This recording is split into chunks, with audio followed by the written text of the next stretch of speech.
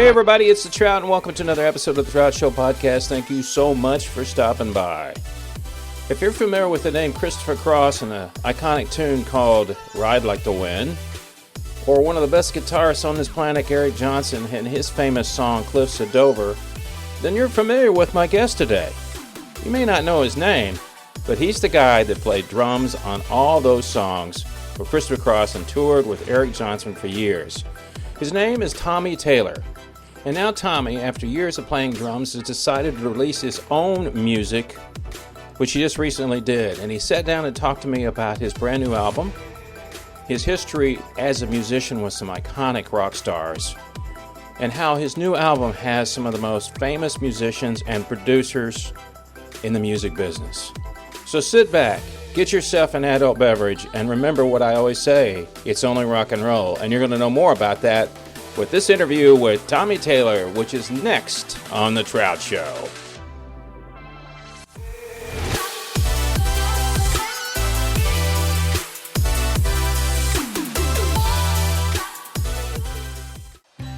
Are you concerned about your financial health? Then why don't you count on an expert that has years of experience of helping people just like you reach their financial possibilities? That's David Smith with Edward Jones at 469-372-1587. David has years of experience of helping people just like you. So reach out to him today, 469-372-1587. David Smith with Edward Jones.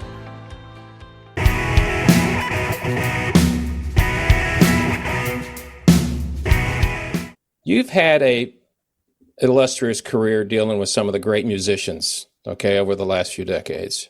Yes. What was the impetus that you said, you know, I need, and you've been kind of the guy in the background. I mean, the drummer's not in the background, but you also did some backing vocals and all that stuff. What was the thing, and I know you didn't really say it, but tell me what was the thing that you said, you know what, I want to do an album and I want to put something together. Well, you know, interestingly enough, Rick, I was, when I got the call to potentially audition for Christopher Cross in 1977, I was already stopping the drums. I was at that point, I was about to walk away from the drum kit and be a lead singer. I had been singing from behind the kit, you know, I mean, and I just realized, I mean, it was not, I just felt like I was a really good singer, and people were telling me that, and it was like, okay, well, I think that's a stronger way to make it than being a drummer. I mean, like I've said this before, I mean, their singing drummers had been, it had been done, but not very successfully at that point. But by a couple, Don Henley was one, the guy from the Standells, you know, that's about it. It really did God, you know, I mean, it was kind of like, well, man, if you really want to make it, with your own voice, you need to get out front. And I had drummers that I'd worked with, and they were into playing with me. And I had a really good band. I mean, on paper, Glenn Fukunaga. I mean, he went on to play with Dixie Chicks and Bob Dylan and Joe Walsh and a host of other people. A keyboard player named David Estes was going to play. John Holston, Johnny Reaver was going to be on guitar. My buddy Mark Evans was going to play drums. And I didn't have any material. You know, I was only 19. You know, but it was like, okay, if I start singing, that'll all happen. But if I'm stuck behind the kid, it's not going to. So that got preempted by Christopher Cross. And then it was kind of like, well, you're kind of at a level, you kind of need to sustain that. I got the gig with Eric Johnson, and I just got marooned behind a drum kit for 40 years. It wasn't because I didn't want to be a singer. Let me ask you a quick question. What songs, and I mean, I looked at some of your bio and all that stuff. What songs, what was the big hit that he hit first when you were playing drums for him? Was it Ride Like the... Yeah, no. Oh, Christopher was Ride Like the Wind. That's what I thought. Here's the other thing. I had no idea how great a guitar player he is. Well, yeah, I mean, the thing is... what I was going to say was, I was watching Rick Beato, and he had Christopher on there, and he was playing. I guess he had... I got the original tapes or something because he could pull the track out. And he says, listen to his lead guitar break on this song. They buried it when they produced it. Yeah, I mean, I have real issues with that because I think, I mean,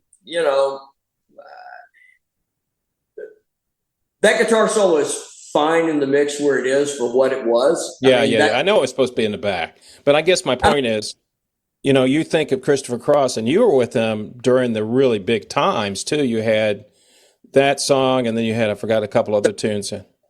Never Be the Same. He had 6 top 10 singles. I'm on 5 of them, I think. So, but the thing with that is, Christopher Cross was a band. It wasn't a solo artist. A lot of people don't realize that either. Christopher Cross was the name of the band. And of course, he took that, the label named him Christopher Cross and signed him solo to the deal, and the rest is musical history. And I noticed the lack of zeros on the right side of the decimal point of my back. But, the thing is like we sustained ourselves. I joined in 77, in August of 77, full time, and we were a cover group. And I had auditioned by recording a set of demos for the group, gratis, for an opportunity to be in the band. Yeah. And all of a sudden, the ball started rolling heavy. They'd been shopping tapes to all of the labels for many years and getting rejections. And all of a sudden, Warner Brothers is extremely interested. We haven't even barely got our copy set together. We've never played any of these songs live, ever. And we've got a showcase on October 31st. And we've been putting together our fraternity set and doing cover gigs. And all of a sudden it's like, wow, you guys got to be a whole other entity in 3 weeks. So it was pretty crazy, but yeah, so, that happened. And like I said, I just, Chris was into my vocals. I did a third of the vocals in the cover band. So Chris would sing a third of the songs. I would sing a third of the songs, and Rob and Andy, the keyboard player and bass player, would split a third of the songs. So I was singing, and Chris, liked my voice, and he said, basically, let's get our record done, and then I'll help you get one done, and then he got way too huge to bother with that. I thought it'd be pretty cool because I always liked his songs. It's like, well, cool. I don't write, but Chris could write me some good songs. I could be a rock singer. I could be Foreigner. That's kind of where I was at. Yeah. That's kind of where that happened. So, having gone through a lot of those situations, it's like, okay, I backed a lot of people, and, for whatever reasons, those are like, relationships. They get tired. You have a falling out with somebody, or they just make changes. All of the effort that you put into their music, they get to take that away with them, and you got left with nothing. Yeah. You're a hired gun. That's why they're called hired guns, because you're the guy out front's going to make all the money, and you're just a hired guy that they pay, and Well, right, and regardless of whether you, whether you have participation in those recordings or not, that's all irrelevant. It's the identity. Everybody's out there. Eric Johnson goes out and plays Splits It Over every night. I made the record. Nobody cares. Some people care. I'm not saying I want to tell you something. I care. I know. That's one of the most iconic songs as a guitar player. And the fact, didn't you play on the Austin City Limits? Wasn't that you playing? Yeah. Back there with Eric in his military outfit or whatever. Right. Yeah. And when I saw that, I went, oh, you gotta be freaking kidding me. Because one of the things, we're here to talk about your music, but one of the things is, that song, to me, as a person playing drums or bass, would be really hard for you. Because it's not like it is a constant beat. But when he's like all over the place, there's no rhythm to it. And how hard that must be as a drummer and a bass. The bass player is kind of grooving. But then I thought, as a drummer, and then I can tell you, I've watched that video many times. In fact, when I interviewed a gal out of Las Vegas, her name's a great guitarist her name's Neely Brosh. She plays with Cirque du Soleil, and she's played with Donny Elfman and all those people. She did it note for note. And I saw her do it note for note, and I thought, okay, this is insane. How do you do that song note for note unless you're Eric Johnson? And so I knew how difficult it was. I couldn't even attempt to do that. But my point being is, you've been in a position, which is kind of sad in a way, to be with the most iconic people in modern history. And, it's just like you said, they leave, I get nothing. Right. But so now here you are all these years later, and you're saying, okay, I got to do something now for myself. Well, that's kind of it. It's like, well, I want to do some music that nobody can take away from me, and it's a little egotistical, but it's kind of like, hey man, I did all this and I've got this level of visibility, and it's not like I need this ego push or anything. It's just like, I'm an artist. Yep. I played the drums, but what I did on the drums and my involvement with people's careers is so much more than just the drum track that you hear on the record. And I get very little credit for that. It's kind of like, well, I wanted to be more than a drummer. I always wanted to be in the Beatles. And it failed every time because they always became solo artists. It's like, well, damn it, I'll just be my own Beatles, So, the thing is, I got in a band. Lance Keltner ran into David Holt from Storyville. And now, is Lance related to Jim? No, not at all. Okay. Not that we know of. Okay. And, Lance was a friend of mine. I've always loved David. I think he's a terrific artist and guitarist. And they were like chummy and said, well, neither of us are doing anything. Why don't we put a band together?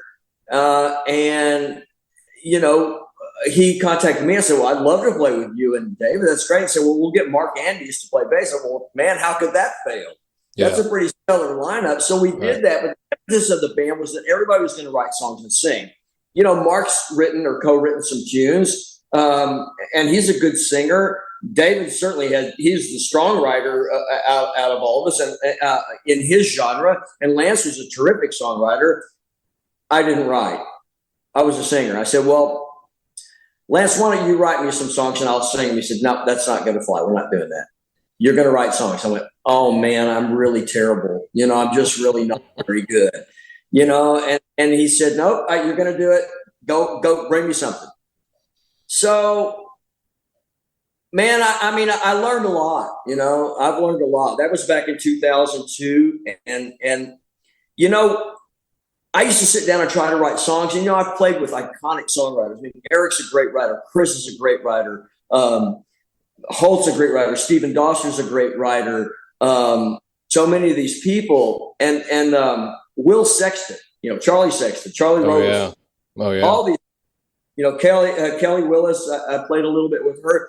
Chris McKay. All these people wrote songs. And what am I going to say? I mean, I can't. The themes we have that exist, I mean, what am I going to say that's going to be on that level? If I can't be on their level, I don't want to do this. So it became real obvious to me, from my standpoint, some people are really good at sitting down and writing songs because they need to write songs because that's what they're going to do. Yeah. They're going to sing songs. I don't do that. I have to have some reason to be writing a song. I've got to have something I need to express.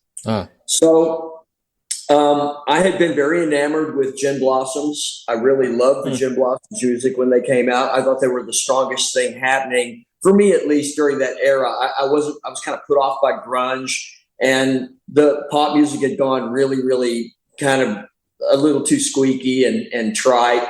And I thought Gin Blossoms was a really great representation of a good, solid pop rock band. I love the Byrds influence and the jangly guitars, and I just thought everybody played really cool. I mean, Philip Rhodes on those records, this is probably one of the only drummers I ever heard play that I went, wow, I would have played everything exactly note for note what he played, and probably would have, if I sat down to play it, you wouldn't have been able to tell the difference, because I really thought Philip was a great drummer. And so I had mentioned that to Lance back in the early 90s. He said, well, Doug Hopkins was the guy in the band that wrote all the songs, and, he killed himself. It's like, whoa, this is way too much information to me. I had no idea. TMI, yeah. And so I started looking into Doug's story, and I'm like, it's a tragic story. I mean, Doug was fired from the band. He put the whole band together. He started the band. He hired everybody in the band. He taught the bass player, who was his best friend, how to play bass so he could be in the band with his best friend. I mean, and I started reading about Doug, and I'm reading his story, and I was reading interviews with what Doug had said post being fired from them. And Doug had a lot of personal issues. I'm not going to give him a pass here, but I mean, he's saying basically word for words things that came out of my mouth when Chris fired me from Christopher Cross. I'm going like, I can really relate to this guy on a heavy level. But it's tragic because, I mean, I fared better than Doug did. We don't have Doug anymore. And so that story became impetus for me writing the first song I ever wrote, which is on the record Fall of 93. And what's the title? Fall of 93. Okay. It's the Ballad of Doug Hopkins. And I wrote a lot of it at home, and I took it to Lance because I was really, really, really sort of embryonic. I knew I had something, but it wasn't finished, and I couldn't finish it, and I was kind of scared. And it's always really intimidating to show your stuff to people, especially when you haven't done it and you've backed all these people that are so great, and my pittance that I'm going to bring to the table. And Lance said, "Hey, that's really good." I said, "Yeah, man, but you got to help me finish it, man, because I don't know what to do with this." Yeah. So he said, "Come over, I've got something." So he played me the first line of the chorus, and I went, "I got it. I can finish it now."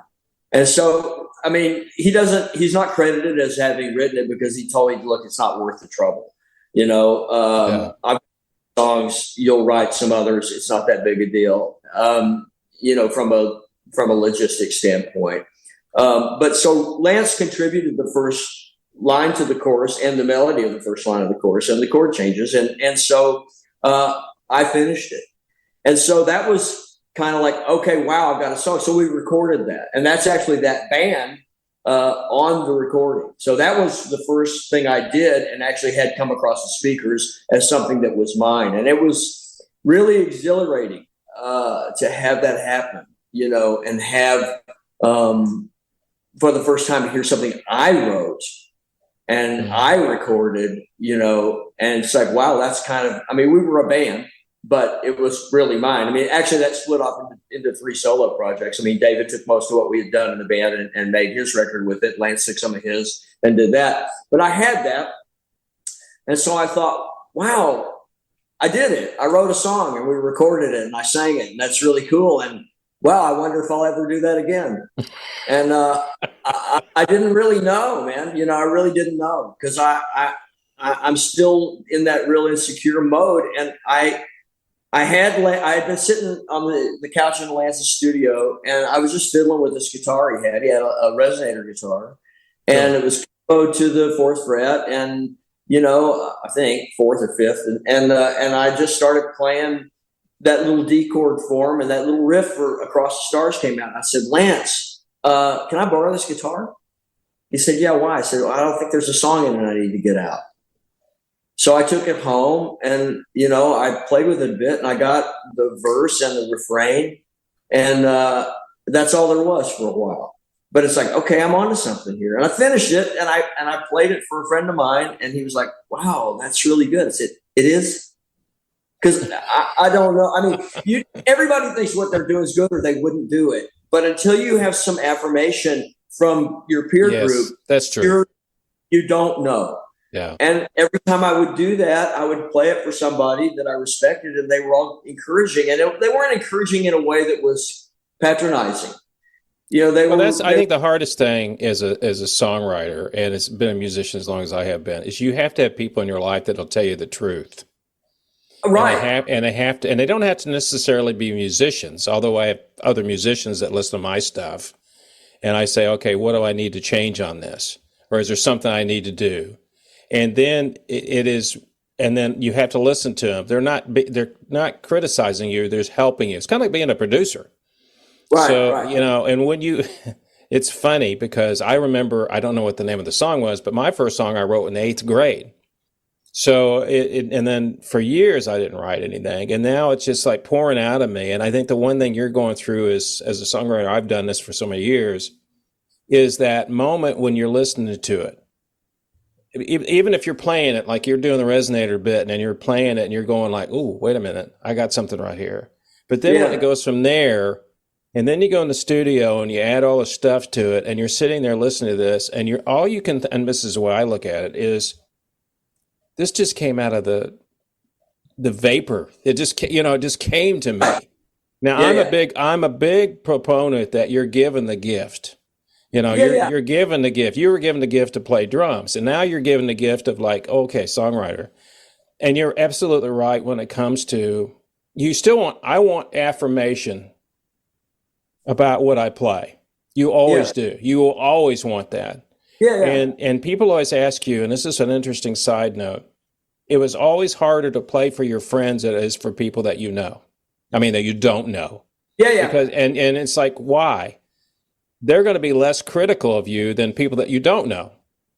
But it's you've got people now you can go to, and they're going to be honest with you and say, do this or do that, or I don't, Well, yeah, it's interesting because right about that time, I became friends with one of my best friends, Ross Perry, is a blues guitar player from Minneapolis.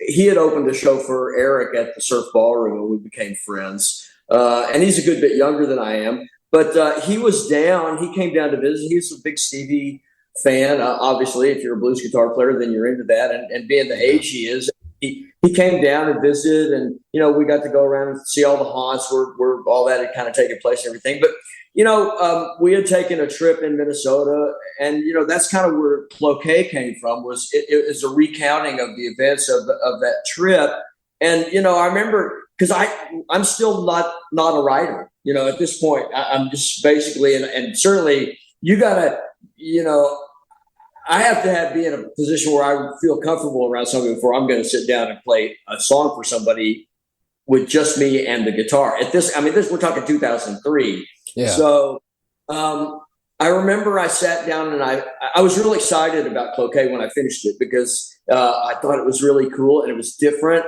And I liked all the parts, and I could play it by myself, and so I remember he was sitting in my living room and I said, "Hey, I got a song I want to play you." And he's like real open to that. And I was comfortable enough with him. I felt like play it. And so I played the song and I finished, and he's Midwestern. So he's not real demonstrative, it's like, they're not like Texas, like, it's a whole different thing. And I remember and he started clapping, and it was like, wow, that's pretty, because it's like I really struck a nerve. It must, like I said, not you're not going to get that kind of response out of him unless it really moved him. And I was like, wow, that's really cool. So at that point I've got 3 songs, and I'm just like going, okay, well, I got to figure out a way to make this happen and to document it. Because otherwise, if I don't tape them, I'll just forget them. And I'm pro enough to realize it's like, doing it we didn't have cell phones. Doing it into the cassette deck that's not gonna suffice demo. No. So, Brad Kopp, who is a wonderful person, champion of mine for most of my career. Half the bands I played with in the 90s were bands that he got in and said, we need to get rid of the drummer and get Tommy. So, but he had a studio. He used to work at Congress House with Mark Hallman, and then he split off and got his own thing together in his house in Buda. And he said, hey, man, you don't have to pay me. Just come over. We'll set up a mic, and we'll get a couple of things down. So I went over there fully intending for him to play the guitar, because I was not confident enough in my guitar playing. I wanted a real acoustic guitar player to lay down some tracks to a click that I could sing to, and, we'd have a good thing. And I went in there, I played the song. He said, you've got to play them. I went, oh, no, we're not doing that. He said, no, you're going to play the guitar. I went, Brad, come on, man. Really? No. He said, no, you know how this is because you wrote it. I'm not going to get those nuances. You've got to do it. So he was the one who made me record the guitar. So I had guitar and vocal on 2 songs, and plus the one that we'd done, Fall of '93 with Lance. I'm going like, well, okay then. We let's see what happens. But if we get more tunes, then we can continue to do this. And I'd always wanted to work with Mark Hallman. Since he was working with Carole King back at Pecan Street, back in the Christopher Cross days, because I just thought he's just got such a great ear, and he's got such a great sense of production. And I thought, we don't clash. You know, that's big when you're a producer. It's huge. I mean, Mark is somebody that can take your thing and go, okay, cool. I see where you're wanting to go with this. Let me help you. And, you know, so I rang Mark up and I kind of showed him the songs. And he was like, yeah, man, that's pretty cool. I said, well, we could put some drums on that, you know, add some bass and here, whatever. So that's kind of how the idea sort of gestated, and we moved forward, you know. You know, but Tommy, here's the thing. You had to go through, you know, life is a series of things that happen to you. Yeah. You had to go through all that to get where you are. I mean, just the fact that you could pick up a phone and call somebody like that and say, hey, would you listen to this?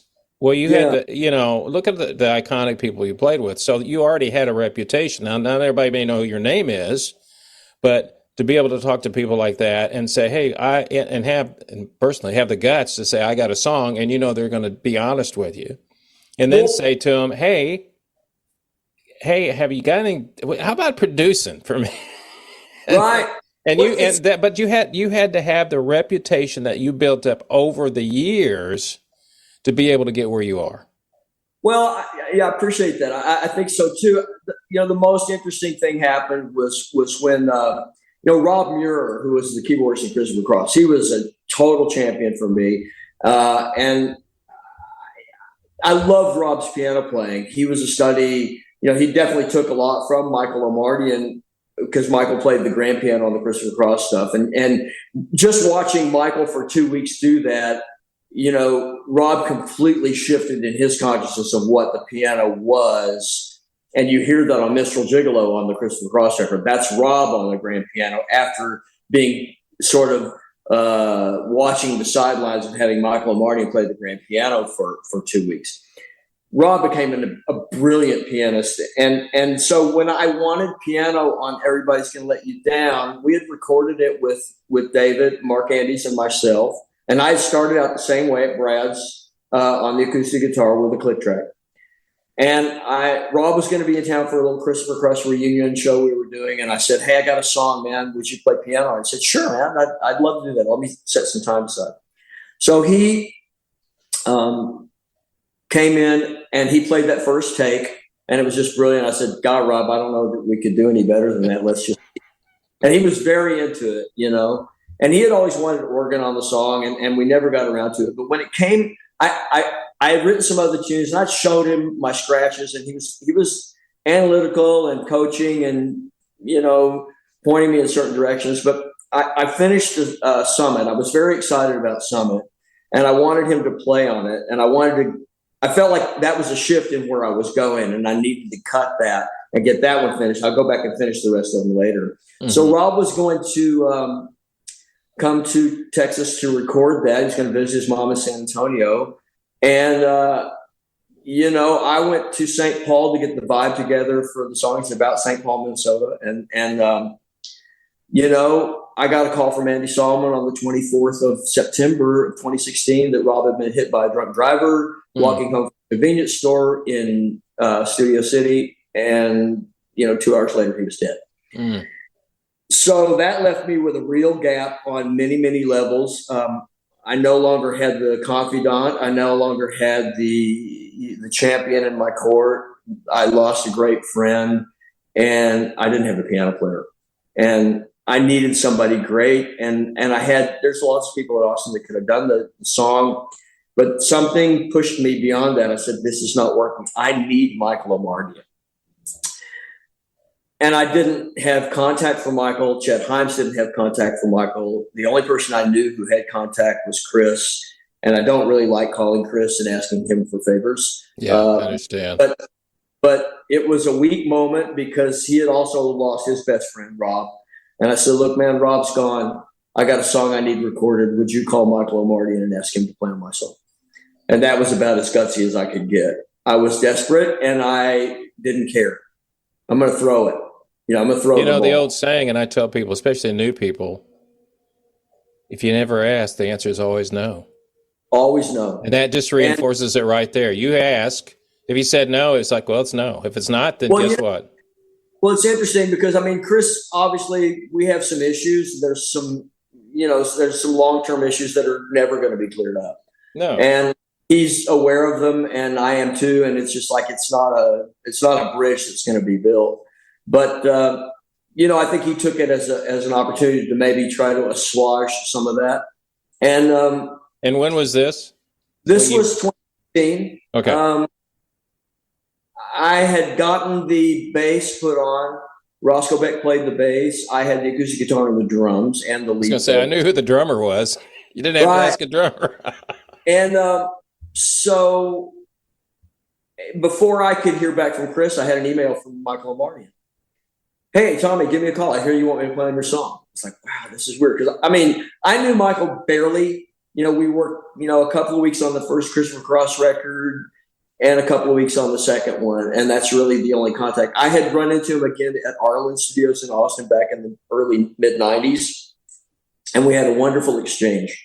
But still, I mean, Michael Omartian, I mean, you think Christopher Cross is big. He's like a blip on the screen of Michael Omartian. Michael sold 350 million albums. He played most of the piano on the iconic Steely Dan tracks. He's produced Donna Summer, Rod Stewart, Shania Twain, Michael Bolton, the Four Tops, the Jacksons. I mean, it's endless. The guy's mega as it gets. Well, the fact that he played on Steely Dan tells you something right there. Well, I mean, he played on Dr. Wu. If you take his piano off, you don't have a song. Yeah. It's not that. I mean, they're incredible, but I mean, it's the voicings, it's the chord voicings. Those guys were so picky. Oh, and it just makes those records to me. Ricky Don't Lose That Number. I mean, it's just the piano is the whole song. Yeah. I mean, and he just has that. No, there's nobody like him. But he doesn't have to give me the time of day. I mean, he barely knows me. So I called him up, I think, and I sent him the song, I think. And he said, call me. And I called him. He said, so that's you singing? I said, yeah. He said, sounds really good, man. I said, he said, you're playing drums? I said, yeah. He said, you're solid as ever. It's really great. So it's a really great song. I really liked it. And what was the name of this song? Summit. Oh, okay. Yeah. And he said, I'd like to play on it. One thing, would you mind if I played some organ on it? It's like, I was like, wow, that's a novel idea. I'm begging you to play a piano one for me, and you're offering to play organ. And I knew, I mean, it's like, look, I mean, I can put two and two together. Nobody's like out there wanting to do more than you ask them to unless they're into it. That's exactly right. I was going to say the same thing. Wow, Michael Omartian likes my song enough to want to add organ. Yeah. I'm having serious goosebump pinch me moments. And so I'm freaked out because I realize I've just opened this door and I don't know where it leads. And so he played and, I got the track back. And I don't know what to expect, and I don't know where he's going to come in. So you just sent him the tracks of the stem, so to speak, or the yeah. But in the studio, actually, he messaged me and said, "Look, I want to go in and play your song, but I've got a splinter in my finger, and I can't play as hard on your song as I would like to." I've told the story before, and it's like he has a model train set, right? Like this immense layout in his basement. Right. Yeah, incredible. And he does all of the detailed work. He builds all of the buildings out of balsa. Oh, one of those guys. Okay. Yeah. But he had run a splinter in one of his fingers, and it was causing him some pain. Michael Omartian plays piano so hard. I mean, he when we would record it at Amigo with Christopher Cross, they had an old Steinway there, and he would play it so hard, and the pin block was so old that he would bang it out of tune after 4 takes. They'd have to retune it. Oh wow! So, but the part that he heard on this song, he wanted to lay into it so hard he couldn't play it until his finger healed. I said, "Man, Michael, the fact that you're even going to play, I'll lay down and die now. You can do it whenever you want. I've waited 60 years for this. I don't care, And he was like, "Cool, I'll do it." So he sends me the track back. And I'm listening, and I do the acoustic, and I come in the vocal, and he comes in on the refrain, and he, man, I mean, he does this one of those Omardian things, and my knees buckled. Yeah. You know, I mean, it was a pretty incredible moment.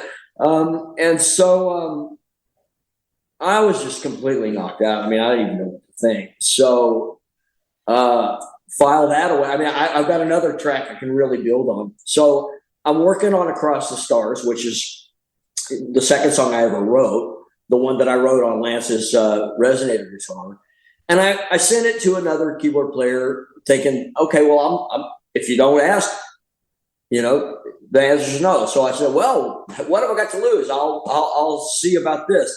Somebody who I really admired, and they cut a track, and it had potential, but it was a little disjointed and not cut on a real grand. It was cut on a digital piano, and Mark wasn't really in favor of the sounds, and I had to go with Mark's opinion because that's what he's there for. And I just went, I wonder if I could get Michael to play another track. I'm really stepping out now, you know. I mean, I'm cautious, and it's like, because I mean, you're so gracious. I don't want to push my luck, you know. No. But like you said, if you don't ask, the answer is no. So I messaged Michael and said, hey, I've got this other song I'm working on. I sent it to somebody, and we're not 100% thrilled with the track, you know, and we have yours, obviously, is the bar. Would you possibly do another track for me? And he said, send me anything you like. I'll play on anything you want me to play on. I like what. I'm like, what? So I sent it to him and said, yeah, I really love this. It's great. I'll track it, you know. And he said, I had told him about the figure in the front. And I said, I'm going to have accordion here, just so you know where the piano needs to be and everything. And I'm going to have some. I said, cool. So he called me and said, so you want accordion on this? I said, you heard accordion on this? I said, yeah, it's going to play that little figure on the guitar with the guitar. He says, I got a pretty good sounding one here. I said, well, I didn't ask you to play you play accordion? He said, did you ever hear of a song called Piano Man by Billy Joel? Was that him? I said, I don't think there's anybody in the world that hasn't heard that song. It was one of my first gigs.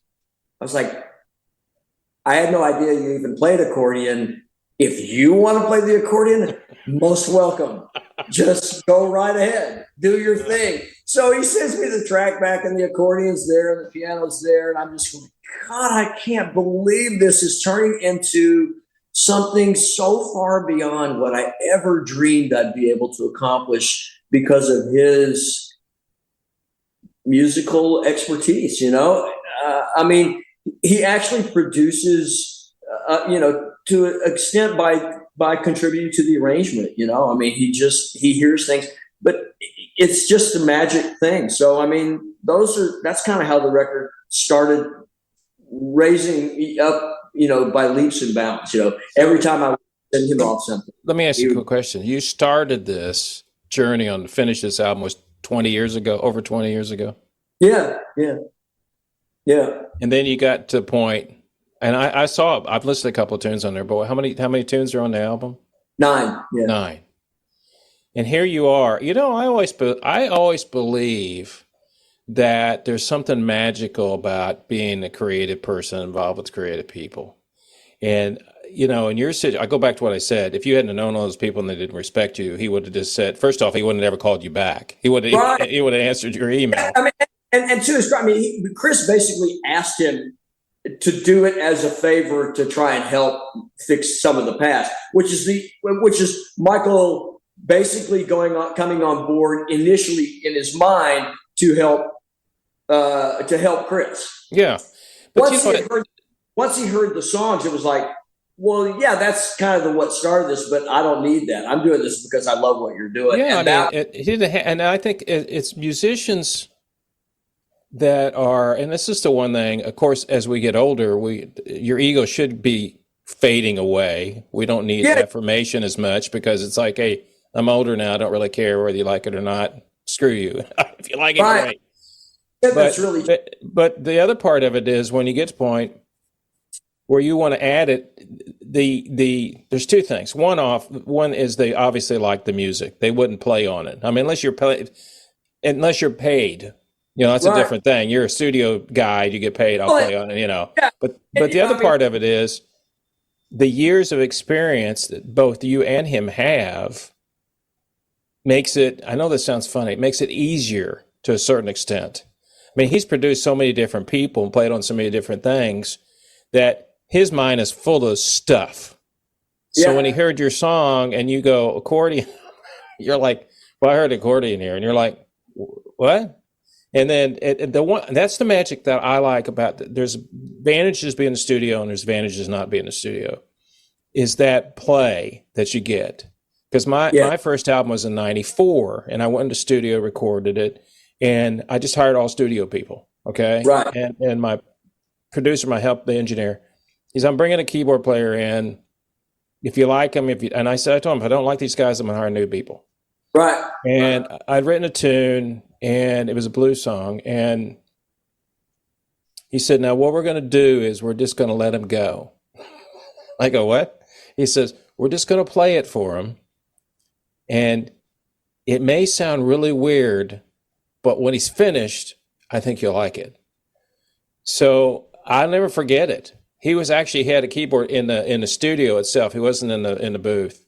Right. I was playing a song and he's playing all this stuff on him, going like, what the hell's all this? And then I heard it back. And I went, oh, okay. And my point being is he already heard, and that's the other great thing about it. You don't hear what they hear. And on the blues song, I told him, I said, I'd finished it up and there was a 8-bar section in there for him to play a piano lead part on it. And I said, it's in the key. He goes, never mind. One take. He put it through. Yeah. And I went, okay, why am I worried about this? So, I mean, I wasn't worried about it, but you're just kind of like it. But the other thing about it is when you have your name on a song or you're bringing stuff out, it's yours. And no matter what you say or what people say, people don't ask you if you bring it, when you brought this album out, I'm sure people don't go like, well, who played drums on it or who played this on it? No, they go, is that you singing? Did you write this song? Well, to an extent, a lot. I mean, Michael's parts have gotten a lot of attention, actually, but they should. Sure, but you're the one that wrote the song. Right. Yeah, exactly. And that's the interesting thing because I've had Michael and I. That it started out as he's going to play one piano track for me. It developed into a lifelong friendship. We've had 3-hour chat sessions on computer. I've talked to him. I go visit him in his home in Nashville. He's a splendid person. He's one of the kindest and most honest people I've ever met. He doesn't pull any punches. And, he's told me, I went to lunch with him about a year ago. I was in Nashville passing through. And I said, what are you doing? He said, nothing. I said, what do you mean? He said, yeah, I don't really care to do this anymore. I mean, if you look at him, he's played enough. No, but I understand. He just said, he said, I'll play on your stuff because it's good. Yeah. It's easy for me to play on. It's easy for me to come up with something to play. I like doing it. It makes me feel good. People bring me stuff.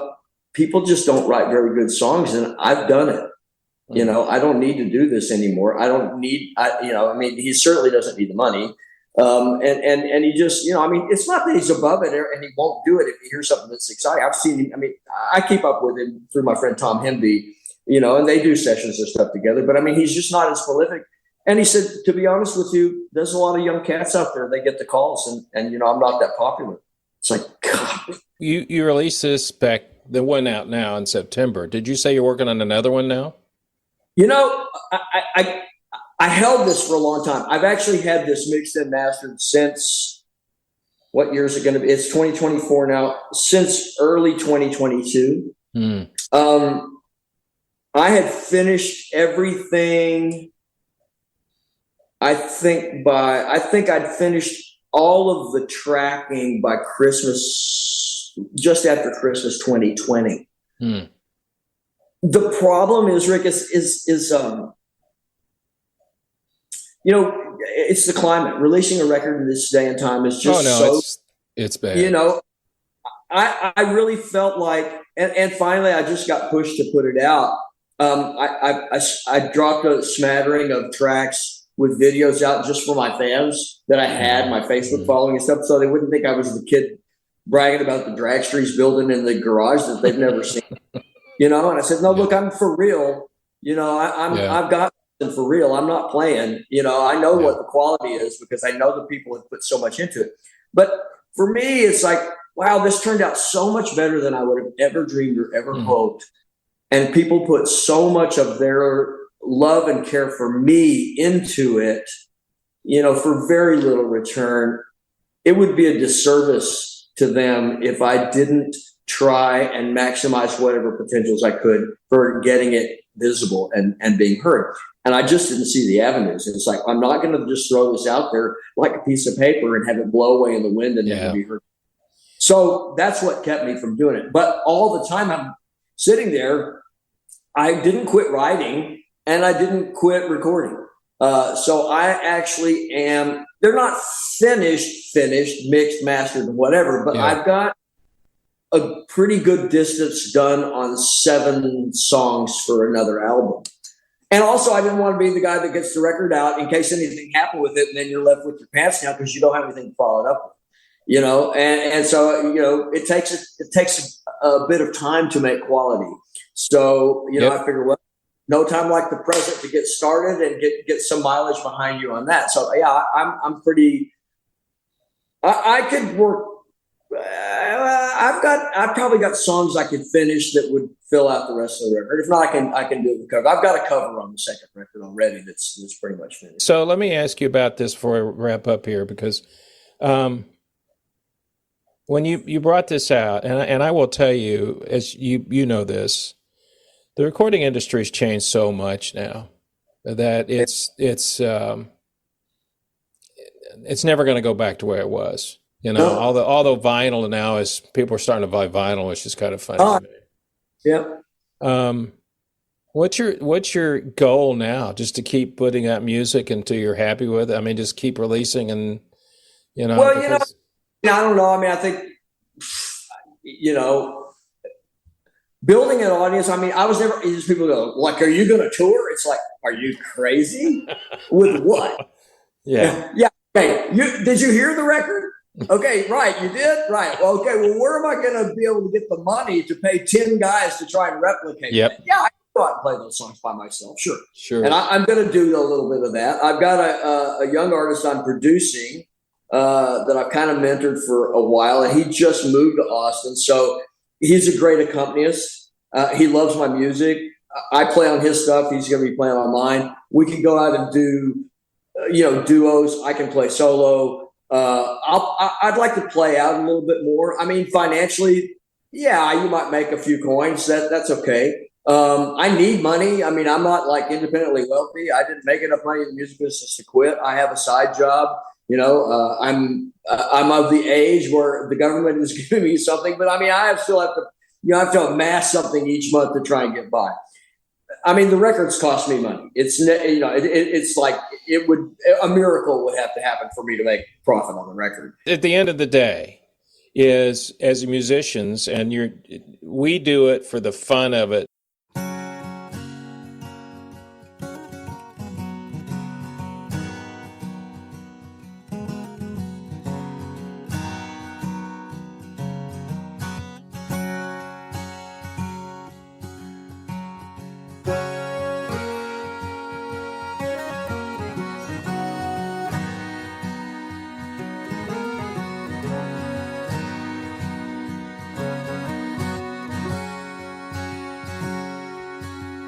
I'm gonna make my way across the stars someday, where nothing's lost and nothing's a gain. I'm gonna steal away to where the bagpipes play and minstrels sing in a sweet refrain, where the hands of time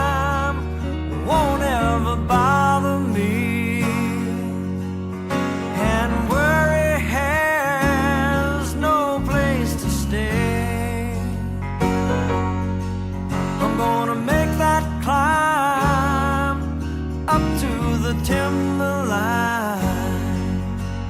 Oh, I'll steal away.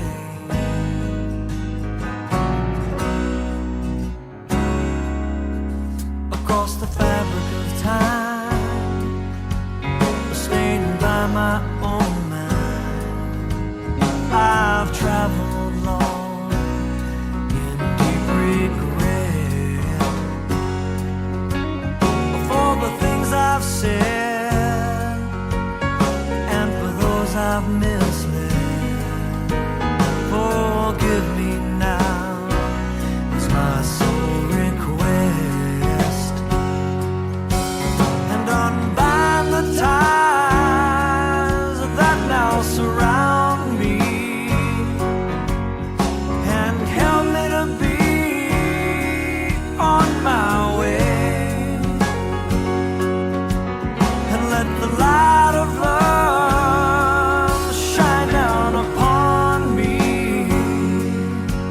that I'll steal away.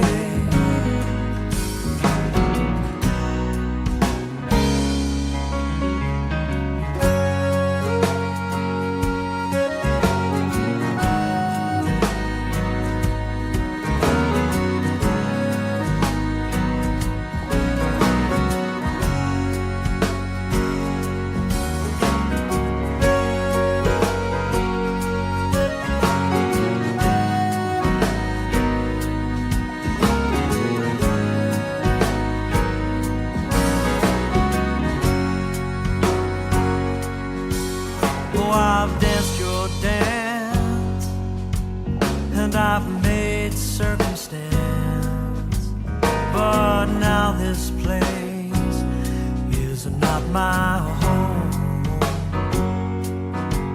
For I long to climb in love sublime, with higher hearts I long to roam, where only joy and love can ever find me, and everyone has a place to play, and in that light I find the song that's inside me, that I'll steal away.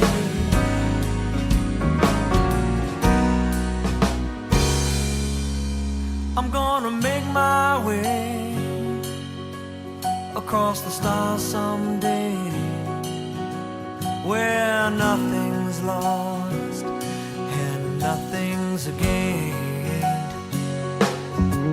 I'm gonna steal away to where the bagpipes play and minstrels sing in a sweet refrain. I'm gonna steal away. I've got to steal away. Oh yeah.